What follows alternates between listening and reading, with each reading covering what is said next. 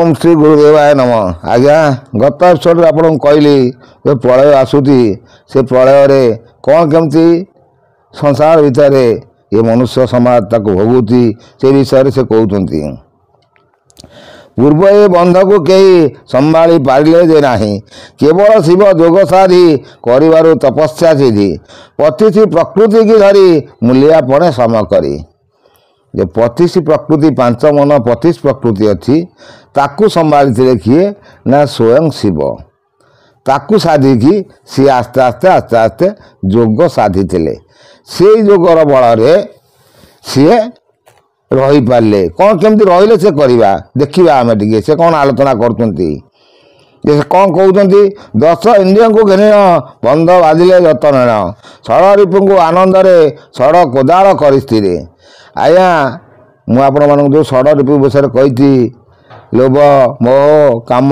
क्रोध हिंसा आकु सब सी काटी किए काटी स्वयं शिव काटी तांकर निर्माण पुरुष भाव से बसती तेणु सी कि बंध बांधी सी जो बंध कौन आज्ञा पवन टे बंध बांधती पवन टा कौन बंध बांधि हम नाई आज्ञा से उज्जाणी बंध बांधिकी मुझे ये विषय से बुझे उज्जाणी बंध बांधबू तू देवे अजा बर बर बोलाइबू तेरे आ से भल विषय से कहते कौन कहते षड़ रिपु को आनंदे षड़ कोदाल कर स्थिर आकाश मध्य किछि माटी आनंदे पकाई न काटी मूल बंधरे पकाइले बेठियाई बही आनिले तल बंधरे देले दाड़ी ब्रह्मा विष्णु पड़ती बाड़ी देखो आज्ञा आकाश कौन माटी अच्छी कथाटा हूँ कथाकार लिखिले आम बुझा दरकार जे सी सेठू पवन टाणिकी मूलाधार बंद कर निशब्द कर रखिले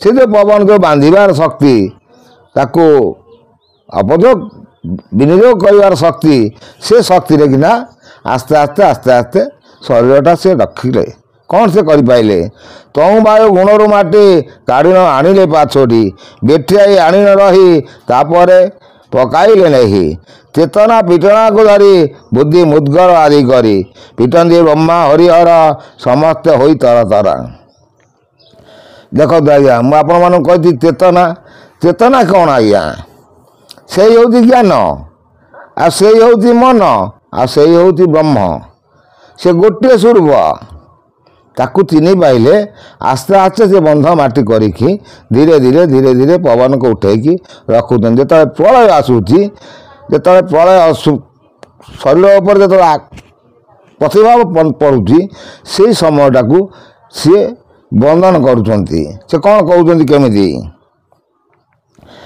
जे पंचभूत को यहीपर माटी के काठिन विस्तारी 14 ताल उच्च कले हेमते बंध को बांधिले तेणु से जो द्वादश पवन बहुची 12 आंगुलीर से 14 आंगुली पर्यंत निरोध करके रखिपारे जोटा कि कहते आज्ञा आमर सब कथाकार मैंने कहती 12 हाथ छाड़ी 13 हाथ पर्यंत तेरीगले जीवात्मा चली जाए किंतु सी तो 14 हाथ पर्यंत बांधिकी रखीदे ये 13 हाथ में कौटी जी ये ज्ञान कथा रखीदे तार अर्थ जे आपन जो पवनटा को टाणिकी रखिले बंद कर रखिले केते समय बंद रखी पारुचंती से गुणर कथा से रहीगला आज्ञा सब गंठीर कथा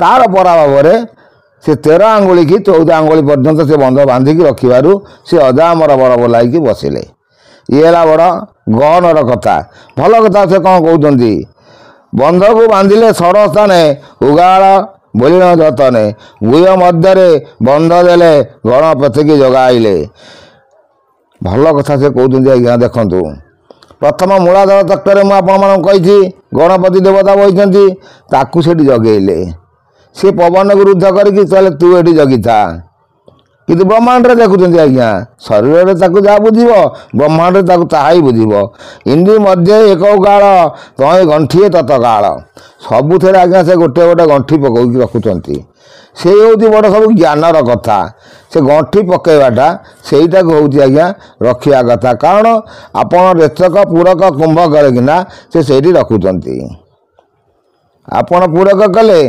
कुंभक रखिले पुणी रेचक ଛାଡ଼ିବେ। ତେଣୁ ଯେଉଁ ରେତକଟା ଆପଣ ତ କୁମ୍ଭକ କଲେ ସେହି ସମୟରେ ସେଇ ଯେଉଁ ମୂଳାଧାର ଚକ୍ରରେ ସେ ଗଣେଶଙ୍କୁ ଚିନ୍ତନ କରିକି ତାଙ୍କ ପାଖରେ ସେ ଗଣ୍ଠି ପକାଇଲା ଭଳି କରିକି ରଖିବେ। ଇଏ ହେଉଛି ଆଜ୍ଞା ଜ୍ଞାନ ତତ୍ତ୍ୱର ବାଣୀ। ତେଣୁ ଆଉ ସେ କ'ଣ କହୁଛନ୍ତି, ଦେଲେ ସୁଦୃଢ଼ କରିଟାଣ କାମେଶ୍ୱରଙ୍କୁ ଜଗାଇଣ।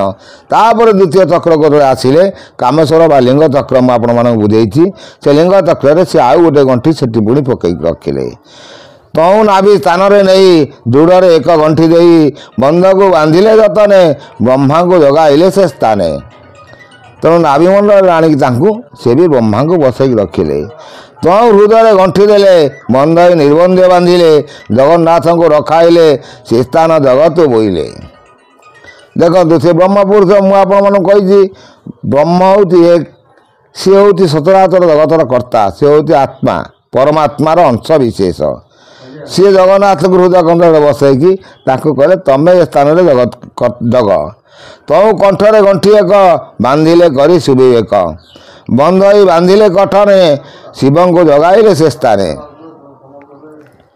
ଏଇଠି ଆଜ୍ଞା ଆସିଗଲା ଯେଉଁ ପଞ୍ଚସଖା କହୁଛନ୍ତି, ସେଇ ପଞ୍ଚସଖାର ତତ୍ତ୍ୱ ଏଇଠି ଆସିଲା। ଗୋଟିଏ ସଖା ରହିଲେ ଶିବ, ଗୋଟିଏ ସଖା ରହିଲେ ଜଗନ୍ନାଥ, ଗୋଟିଏ ସଖା ରହିଲେ ବ୍ରହ୍ମା, ଗୋଟିଏ ସଖା ରହିଲେ କାମେଶ୍ୱର, ଗୋଟିଏ ସଖା ରହିଲେ ଗଣେଶ।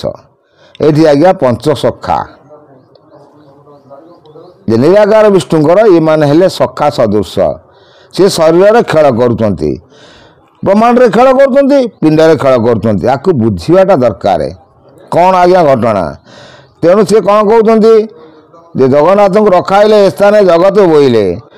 କଣ୍ଠରେ ସେ ଯେଉଁ ଗଣ୍ଠି ପକାଇଲେ ସେ କ'ଣ କହୁଛନ୍ତି ଯେ ତଉଁ ଲଲାଟ ଚକ୍ର ନେଇ କଣ୍ଠଦେଶରେ ସେ ଆପଣଙ୍କୁ କହିଲେ ବନ୍ଧଇ ବନ୍ଧରେ କଣ୍ଠରେ ଶିବଙ୍କୁ ଜଗାଇଲେ ସେ ସ୍ଥାନେ। ତେଣୁ ଶିବ ଠାକୁରଙ୍କୁ ସେଠି ସେ ବସେଇଲେ।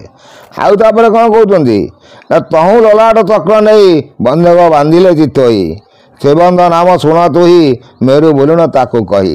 ମୁଁ ଆଜ୍ଞା ଆପଣମାନଙ୍କୁ ଲଲାଟ ଚକ୍ର ଉପରେ କହିଛି ସିଏ ହେଉଛି ମେରୁବନ୍ଧ। ସିଏ ମେରୁବନ୍ଧକୁ କାଟିକି ଯିବାର ଶକ୍ତି କାହାର ନାହିଁ। ସେଇଠି ମୂଳାଧାର ସେ ରଖିଦେଲେ, ବଡ଼ ଗଣ୍ଠିଟା ସେଇଠି ରଖିଦେଲେ।